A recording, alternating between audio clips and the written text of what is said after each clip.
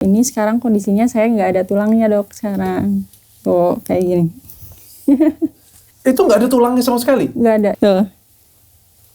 Jadi sepanjang 20 cm nggak ada, diangkat, dibuang. Jadi tulangnya dikeluarin, dibersihin dari kankernya, direndam di nitrogen. Jadi tulangnya tuh dibikin mati dok. Dan tulangnya langsung diganti jadi semen gitu dok. Semen yang mana nih ya? Semen bangunan gitu dok. Kayak semen bangunan? Iya, orang-orang yang nggak saya kenal sama sekali gitu dok. Banyak yang tiba-tiba menolong gitu. Bahkan dengan nominal yang tidak kecil gitu. Ya Allah, saya harus balasnya gimana? Kenapa seperti itu? Itu faktor yang harus kita cari tahu. Kenapa seperti itu? Kamu orang baik?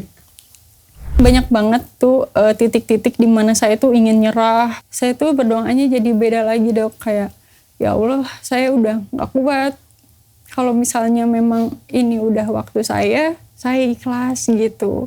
Jadi sampai mikir, ini kalau suntik mati aja gimana gitu.